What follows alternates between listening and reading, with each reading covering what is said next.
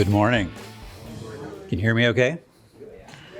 So this is going to be my little presence of Steve. Got two pairs of glasses. I was going to put them on.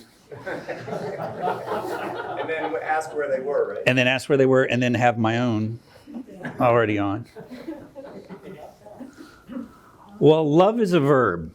And so I'm always amazed that, I want to say it was a month and a half ago, I think I got a text from you, Renee, saying, would you do a sermon? I said, sure. February 9th is coming up, and that's before Valentine's Day, and I think I can handle love, right? And the world has changed since then. So I'm amazed that when we prepare, how much we prepare, and then God changes it, and the things that come to us in that changing that is so much better. Love is a verb is a sermon that I've heard for 20 years. It's a one-sentence sermon that my wife has said repeatedly throughout the week for 20 years. And she's absolutely right. I think that I love words. I'm a word nut. My degree is in a foreign language. And most people think of love as a noun, right? They describe it as a noun. There's a description of, but God's definition is much more important. And I always love that God puts it in an action sense. So Valentine's Day is coming up, and today's sermon is, it's good for us to remind ourselves what God's definition of love is and how he sees it and how we can, act on it. And for many years, I could not stand Valentine's Day. Is there anybody else that has ever been in that? Yes. Yeah. There are some people. And in 1990, on Valentine's Day, I came home from work. I found on the front desk credenza there, divorce papers.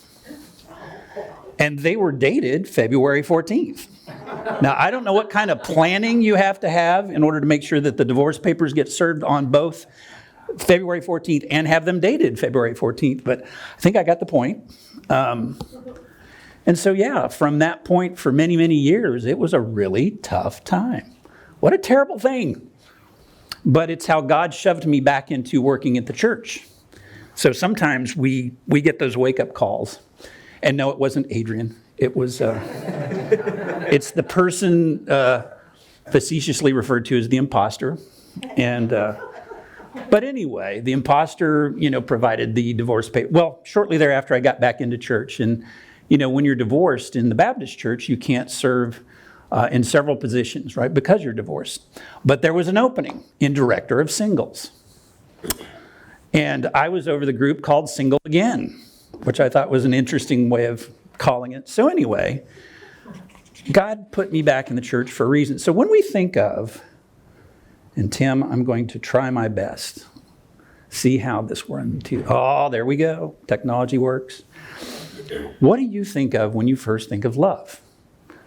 And so I think with Valentine's Day, it's a very commercial thing, but what do you think of when you think of love? Now, I can tell you that my first understanding of Saint Valentine was, I think he was beheaded. All you church folks out there, the history, right? And some of us felt that way, right? That's an appropriate saint. But I think the love is such a fascinating word, and we use it for so many things. And here in San Diego, we used to have a statue down there. You remember by the port, the big statue of the kissing couple, and I think that's from VJ Day. VJ. Yeah, VJ Day. So I think it was fascinating that we had a statue here that I thought that was kind of an embodiment of the spontaneous nature of excitement and joy and love and all the wonderful things that go with it. So I'd ask you, what other pictures come to mind when we say love? And I'm going to hope for a rhetorical response so that we can move on. Otherwise, I think we'll be here all day. Well, let's look at what the world defines, or I'd say the world, or at least the things that we have. Merriam-Webster says, love is a feeling of strong, constant affection for a person, attraction that includes sexual desire, a strong affection felt by people who have a romantic relationship, a person you love in a romantic way. And then Wikipedia, I think, gets a little more into where our problem starts. Love encompasses a range of strong and positive emotional and mental states, from the most sublime or good habit the deepest interpersonal affection, and to the simplest pleasure. An example, this range of meanings is that the love of a mother differs from the love of a spouse, which differs from the love of food. Most commonly, love refers to a feeling of strong attraction and emotion. Sorry for the spelling there.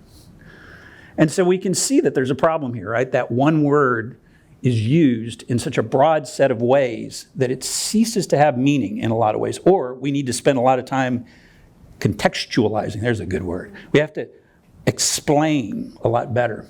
Let's take a moment. Let's pray about this. Heavenly Father, we come to you together as your family, as your body. And we want to talk about love, which you are love. And you give us examples of love that are profound. And then let us rejoice in how you have made so many different distinctions of examples of love that we can have such a good time with it, Father, that we are encouraged by Jesus showing us what love means.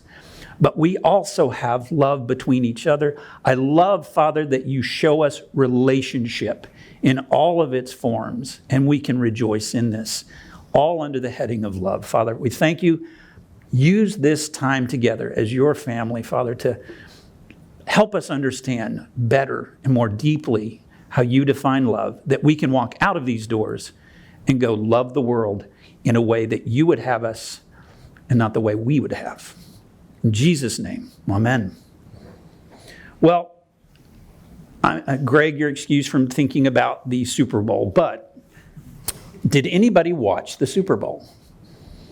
A few. Okay. Did you watch it for the ads? Yes, no. Okay, good. That's kind of what I expected.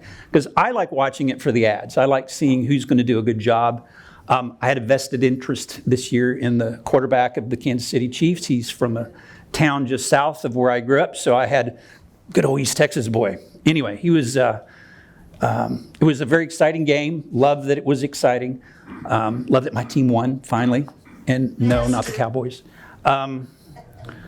But there was a commercial during the Super Bowl, and it was 1 minute and 1 second, that I thought was a really great preparation for my sermon today. And I was really surprised that New York Life had an ad that is, almost spot on for what we're talking about today. So let's see if we can get that to come up. The ancient Greeks had 4 words for love. The first is philia. Philia is affection that grows from friendship. Next, there's storge, the kind you have for a grandparent or a brother. Let's go. Third, there's eros, the uncontrollable urge to say, I love you. The 4th kind of love is different. It's the most admirable. It's called agape. Love has an action. This is good. It takes courage, sacrifice, strength. For 175 years, we've been helping people act on their love so they can look back or look ahead and say, we got it right. We did good. So did you see that ad? Was that amazing? I thought they did a good job. I mean, for what they did, now I think it's interesting that for 175 years, Christ's been doing it for 2,000 plus, but it was a great set of pictures. I mean, in a minute, they encapsulated a great set of understandings that this planet really needs to know. If we truly understand those 4 loves, this would be a different place. And so I appreciate the message. I thought it was amazing that they put that out there. They said New York Life hadn't had a commercial in probably a decade, and this is their return to the advertising. I said, well, can't wait to see what they do next, right? How about you spend a little more time on each of them? But, the study today, as I originally envisioned it, was kind of using C.S. Lewis's 4 Loves. So has anybody read C.S. Lewis's 4 Loves? No? Wow, it's... Okay, how long did it take you? I don't remember because it was a long time. Oh my gosh. So here's the good thing. I'm going to play a video at the end of C.S. Lewis No, I'm not. I'm not going to play that video because that took 34 minutes. What I am going to play is a 4.5-minute video that kind of encapsulates agape. But there is a 30-minute video that is out there of C.S. Lewis speaking from the radio program. So if you ever wanted to hear him, now you're going to have to listen to it like a dozen times because his English accent and the way that he talks. First, there's a lot of humor if you catch it. And I grew up with English relatives, and so I'm used to that type of humor. But the idea is that C.S. Lewis had this book that was so dense. I mean, 2 or 3 pages, and you're there kind of, oh my gosh. So we're going to talk a very high-level version of these 4 loves so that we can get through it in a day. But I love that New York Life's order was Philia, Storge, Eros, and Agape. And so if you have a different pronunciation, you can see me afterwards. But the idea is Lewis had it in order of Storge, Philia, Eros, and Agape. And, Storge is affection, parents to offspring. And I love that we have a perfect example here in the front row. I had a feeling that after the week we've had, all of the examples that we could imagine in love were on display. We had such good examples. And so as I got through this, I kept reading, all we have to do is call to mind all the things that we saw this week. So I brought some of the pictures that we saw earlier this week. But the idea is that, these visual definitions will help us in remembering the different kinds of loves and then how we can work on it, get better with it. So when you see the picture in the bottom, and you probably can't see it real well, but you kind of get the idea that Storge is the affection of parents to offspring. And so before I get into it, I want to deal with the obvious missing love, the love of chocolate. And why is this important? Well, I'm going to use this example as a 5th love because really it kind of shares something that is a positive and a negative. And all of the loves that we're going to talk today have a negative context. And I'm going to focus on the positive, but there's a negative context that C.S. Lewis posits that is in charge of all the problems of the world. It is a misapplied understanding of love or an abused version of love that causes all of our issues in the world. But I love chocolate. My wife says this all the time, so I'm not going to pick on her. But epithumia is one where it talks about a type of desire. And one of the Greek lexicons had a really neat picture description that it's like I'm reaching out in my desire for something. And so the author that I read was talking about, he said, I love chocolate. And his parents said, you can't possibly love chocolate. Now, how many people have said, I love chocolate, or I love pizza, or I love... So it's out there. But there's a desire there for something like that. Well, what I thought I would do is, here's the picture from Indiana Jones and the Last Crusade. And if you remember that part, Elsa tried to take the chalice out, and she tripped, and the cup fell into the crevasse, and she went over after it. And she so desperately was reaching out for it that what happened? She died. She fell, and Indiana turns right around and almost does the same thing. And what does his father say? Let it go. So there is a dangerous aspect of all of these loves when they're misapplied. And so epithumia, the positive is we do like pizza and chocolate and other things like that. But there's a very negative lust for something that is a very negative. So when we talk about these positives here in a minute for the 4 loves, just remember it is the negative or a negative part of each of those that are responsible for a lot of the problems. So let's jump into, we're going to go into the first there. So storge. So we have a lot of examples of storge. And so storge is liking someone through the fondness of familiarity, family members, or people who relate in familiar ways. So I don't have to read that to you, but Romans 12 has a really interesting statement of a form of storge. So you see Romans 12:9, let love be without hypocrisy, abhor what is evil, cling to what is good, be devoted to one another in brotherly love, give preference to one another in honor. And so I've got a little translated part right below it. Let love, agape, be without hypocrisy, abhor what is evil, cling to what is good, be devoted Philostorgos. So who's my folks that were in Greek class? If you took class, this is one of those compound. Yeah, you didn't do that one, right? Well, it only occurs like once. It's a very unique combination, but we don't see storge in, as a word, the New Testament very much. But we know it's there because there are descriptions. So philostorgos is an intense brotherly love, but we have storgos in a relationship here. Now, it's interesting. Brotherly love is literally the word Philadelphia in the Greek. So this is a loaded sentence, and I'm not going to try to unpack it too much other than to say, when we see storge, we probably understand in the lovely picture we have of the mother with her child. And Adrian reminded me as we were going through this, my first memory of Wesley. How tiny must you have been that when we came to church, Renee, I think you were standing over there somewhere, and Wesley was wrapped around and his head barely came to your knee. And he would not leave your knee no matter what. Wherever you went, he was attached. You've gotten a little bigger since then. But I think that's a great picture of that storge, that love of the child for the mother, right? And so wherever she was, you were, right? And so I think that's a good picture for us to have in our brains. I put some pictures up, and I think some without permission are going to come up. So if you see yourself, forgive me. I'm asking for forgiveness instead of permission. So for me, one of the things that I love, so this is my mom and dad.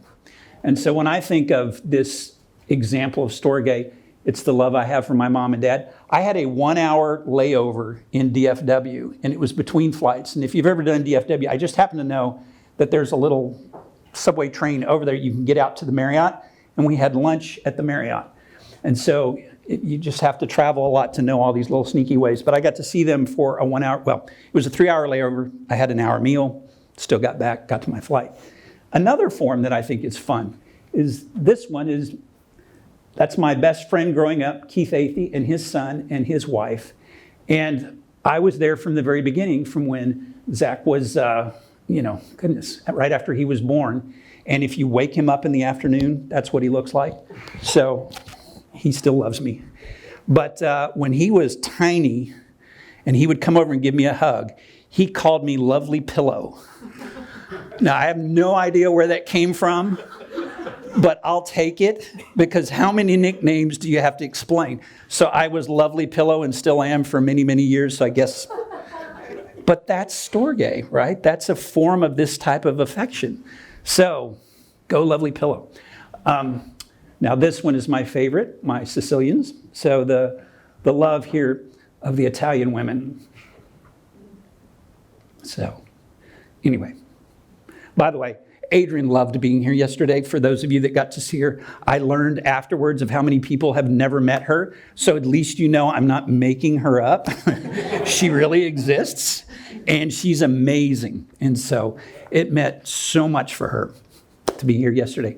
And here's another good example of Steve with the kiddos. And I think I know. Mick, you know those two little ones. So, When they were innocent.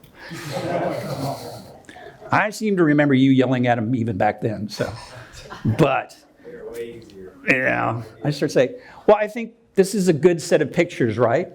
This helps us understand storge, this relationship, this, parent to the children, children to the parents, this familial love. And we have this in spades here at this little church, that we have this family love. And I just think it's fabulous.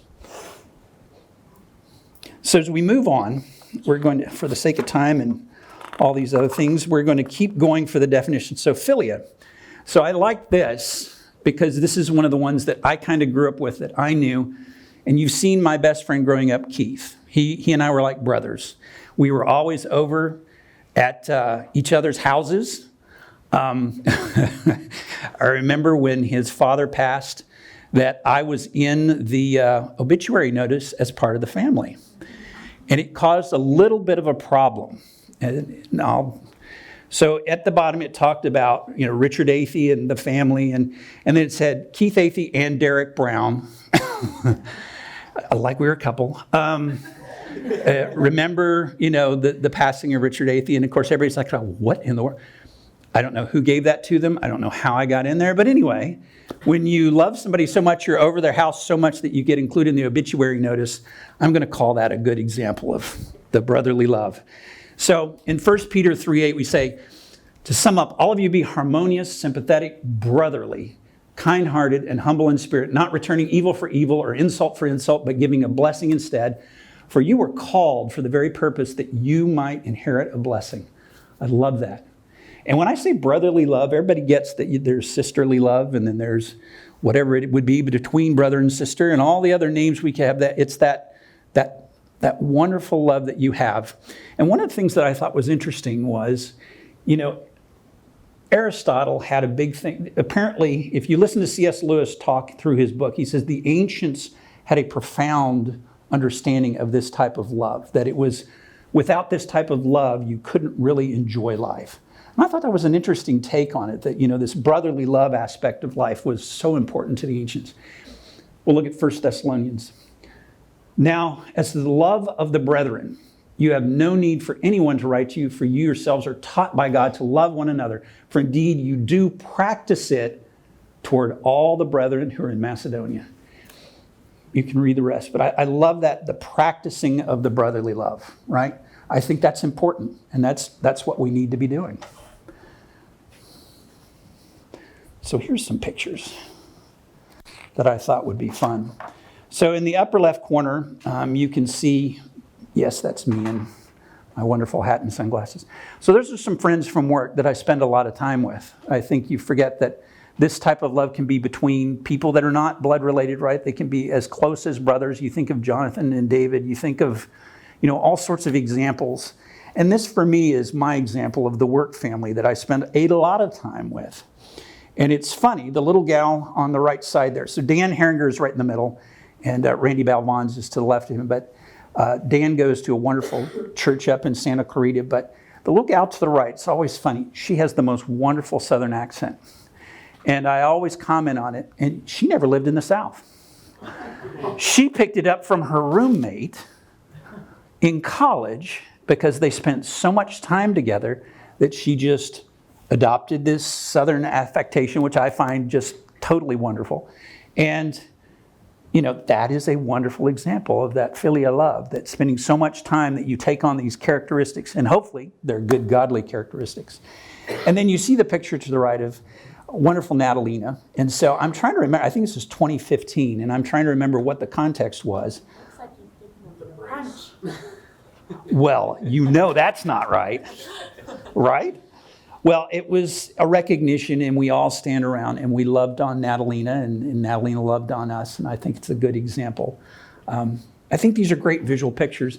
This is my annual, when I can do it, trek back to Texas. These are all my buddies that I went to high school with. This was our 40th anniversary of playing a game together. 40th. What game? Yeah. New Year. Chess. It wasn't chess. Originally, it was Dungeons and Dragons. I went to church with these guys. These guys saw me through my divorce. These guys saw me through everything. The guy standing on the back is Keith. You saw his family. But we still love to get together and just have an excuse. The game we play now is called Savage Worlds. It's what I call for the time-challenged adult. In other words, it's a very rules light. It's just an excuse to get together, be imaginative. And there's a gentleman who's got his daughter with him. And she's now like 20 and in college. So yes, we felt very old. But we still get together. I still get together with guys that I really had fun with in high school. So I think that's a good picture of this love that we're talking about, this philia. And I think you can probably think of some more. So as we get to eros, now it's interesting. It says, different than friendship, lovers are always talking to no one another about their love. Love are always talking to one another about their love. In other words, it's kind of you're focused on each other. You're talking about each other. saying I love you to each other. It's this consuming thing that I think is funny. And it says, are normally face-to-face, absorbed in each other, says Lewis. I love how Lewis describes it. So if you get a chance to listen to the book or go to YouTube and listen to him talking about this, I think it's fun where he talks about there is a more godly version of this where it's not just the romantic love that the Valentine's folks would like for us to believe, but it's, the danger, he says, is in the romantic love, following blindly in this feel of passion. He said, although fickle. If we go in and read, it's really about, in his mind, from God's perspective, this wonderful, godly bringing together of husband and wife is the best context for understanding this. And so when you think of it, he's talking about this reason Scripture teaches the bond of man and woman from Genesis onward is the picture of God's love for the world, Christ for his bride, the church. When we discover afresh that romance is more deeply set than the drivel derived by our own culture, then we could rightly hold our spouse in the model of unconditional love. So Lewis has some very great insights on this, and I love that he does. But I have some pictures here. So Doug and Sue, this is my favorite picture of you guys in that sweater. Adrian still laughs about it, but we have great love stories here.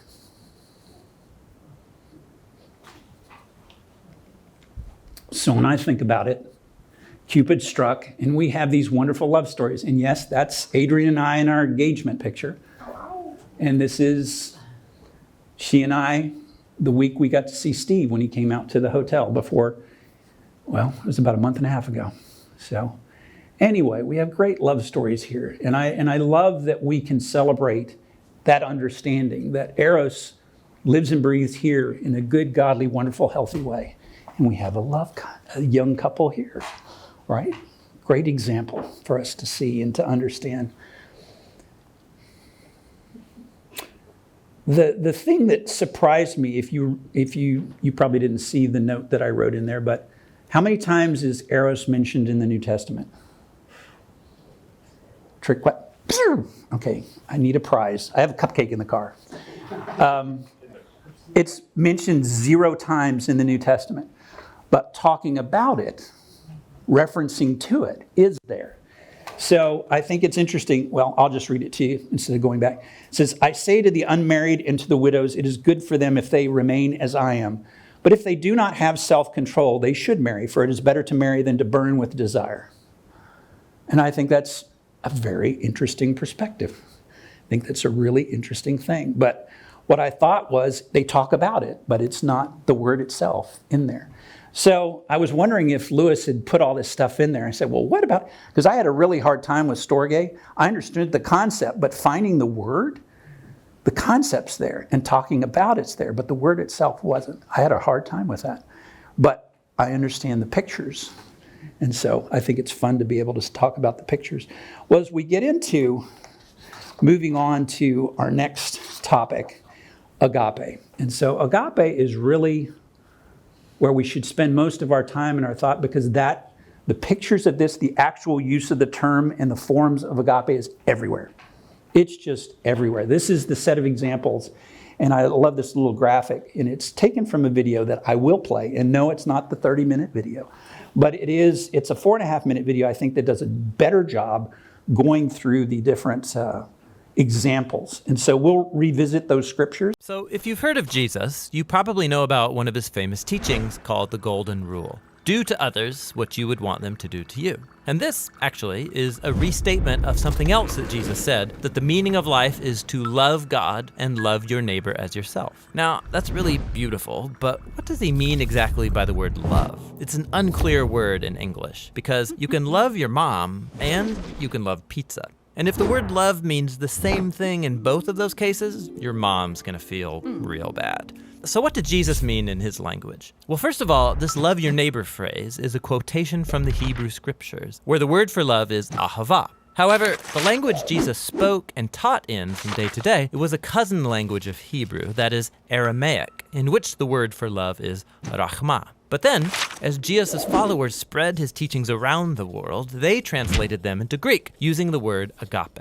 But here's what's fascinating. The earliest followers of Jesus, who wrote the books of the New Testament in Greek, they didn't learn the meaning of agape by looking it up in ancient dictionaries. Rather, they looked to the teachings of Jesus and the story of his life to redefine their very concept of love. So one time, Jesus was asked about the most important command in the Jewish scriptures. And he first quoted from the ancient prayer in the Torah called the Shema. Love the Lord your God with all of your heart.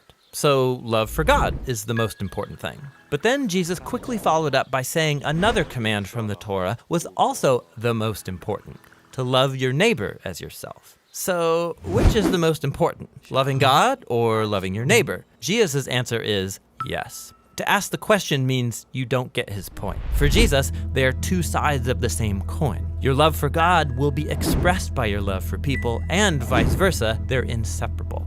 And so this makes it clear that for Jesus, agape love is not primarily a feeling for someone else that happens to you, like our phrase, I fell in love. For Jesus, love is action. It's a choice that you make to seek the well-being of people other than yourself.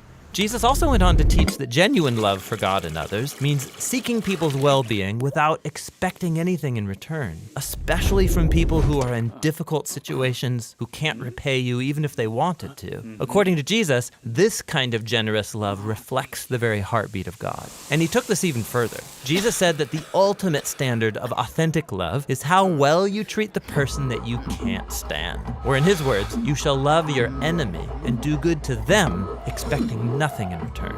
For Jesus, this kind of enemy-embracing love imitates the very character of God himself.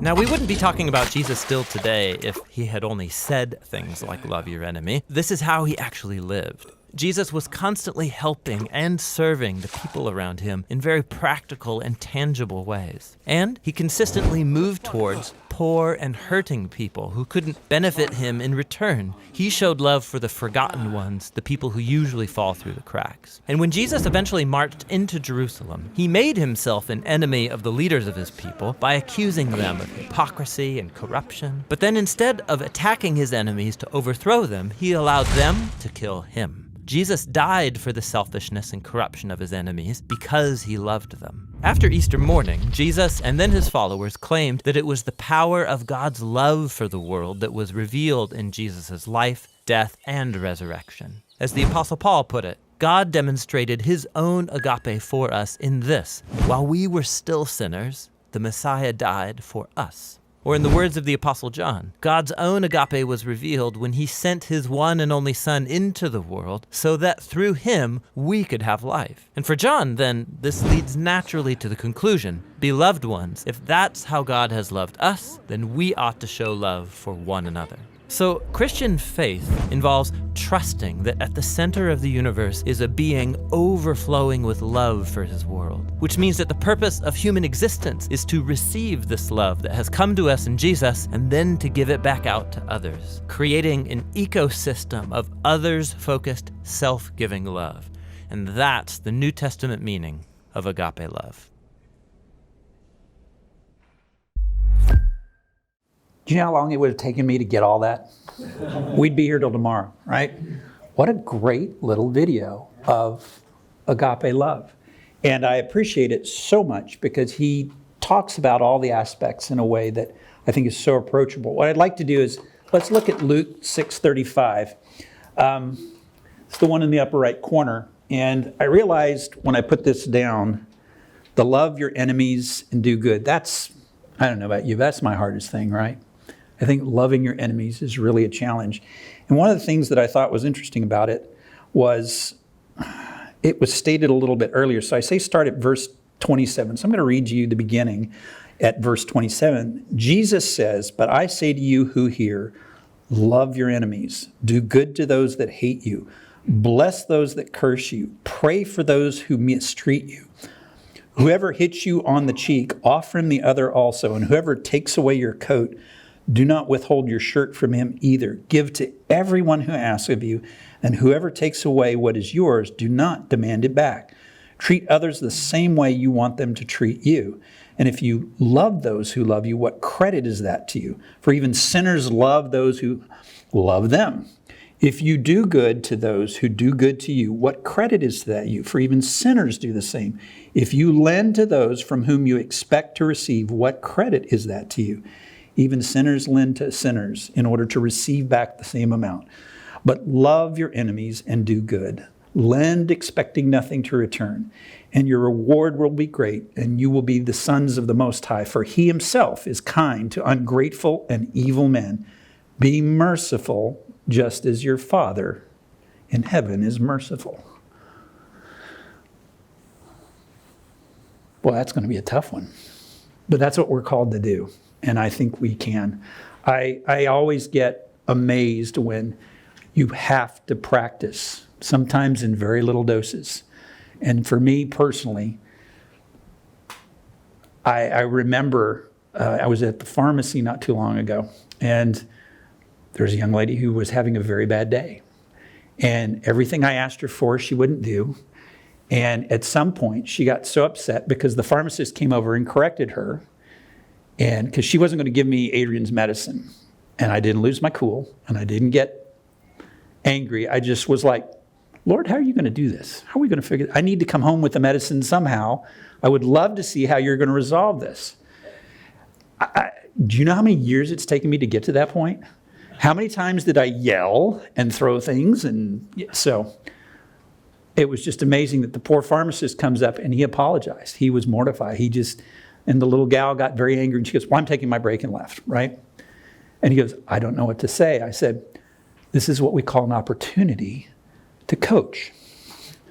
And he just smiled. He goes, and I go, trust me. I said, now whatever's going on with her is difficult. She's going through something that probably has nothing to do with this. But I said, I'm going to get my medicine. You have an opportunity to make her day a better day, because right now she's not in a very good place, right? So I am always amazed how God helps us find the right words at the right time, because I promise you it's more fun to picture my dad when he was 30, 40 years ago, when he would have yelled really great things that I would have enjoyed saying. But God works in us to keep us from being that person. And I am just so excited. That 1 Corinthians 13 passage, the excellence of love. If I speak with the tongues of men and angels, you know this passage. When Adrian and I went on a honeymoon in Ireland, we got to stay in a little bitty place off the west coast. And the little 89-year-old woman that owned the property said her husband was the vicar. And I said, wasn't exactly familiar with the term vicar in that context. She goes, well, the pastor had died, and so they had him as the vicar because he owned the property where the church was. And so he came for the last 25 years and gave the sermon. He was the one. And it was a little Irish fishing community. And she goes, here's the key. Why don't you guys just go and hang out in there for a while? I said, how wonderful. So we go, and I've got Adrian on my back, and we're going up through this wonderful little stone church, and we get in there, and the walls are covered with all of these little family names for husbands who are lost at sea during a storm. And up at the main altar, there's this little stand, and on it is the Bible with 1 Corinthians 13 sitting right there. So we had a ball sitting there in our own little church that had such a history that we could only sit and be amazed. And Justin, I'm thinking of you when I think of, the wonderful things in Ireland that you just stumble upon. But, what a great message that we can take, that love is patient, love is kind, love does not keep an account of wrongs suffered. I don't care how many times I recite that. There's a little part of me is like, really? How is that possible? But that's what God does for us. And so I am always amazed, just stunned by how much God's love is profound in that way. And if we can practice that, we really need to practice that. I just think it's so important that every opportunity when somebody gets angry at you or gets mad at you or gets frustrated with you, just ask the Lord, how are you going to get us out of this one, right? How are we going to get through? And just watch what happens. Because I can tell you, it took me a lot of decades where that wasn't the case. But I am ever, ever so grateful that I now understand a little bit better how the Lord, gave us that example for a reason. So I was going to have a little quiz thing at the end on which scriptures were which verb, but as you can tell, it's mostly agape. I can tell you throughout most of the Bible, most of the relationship words are agape, even in this, because we think of this love passage in context of a marriage, because it's used in a lot of weddings, right? But the term here is agape, and so it's for all of us in all of our dealing with the world. So, as we think today and we go out of here, think of storge and all of the ways that there is love with storge. And then think of philios, that love, that brotherly love or sisterly love. And then we think of eros, and then we think of agape, that agape love and how powerfully strong it is and how wonderful it is. And I don't know about you, but that's what encourages me. I saw so much love this week, so much love. And it is such a strength to know that we're 2.5 hours, whatever. And there's a little part of me, I just wanted it to stay. I wanted us to keep going, right? And we have that opportunity to do that with each other. We don't have to stop. We can keep talking about the love of Steve in our lives and the family and all of the things that we have, so we can enjoy this wonderful set of examples. So as you go out of here today, I ask you to think about that. The last scripture is love one another as I've loved you. I love that one because as we start to think about that agape love and we dwell on it, maybe the next time you're finding a pharmacist and they don't want to give you your medicine and they don't want to be nice or they're having a really bad day, you don't have to know which it is. You can purpose yourself on how we're going to behave, and we're going to see how God can get us out of that in an amazing way. So, thank you for your time today. I appreciate the love that this wonderful family has for each other, that we can see it in so many ways. And let us close with our hymns, our little prayer song. So, thank you, Father. Thank you, family.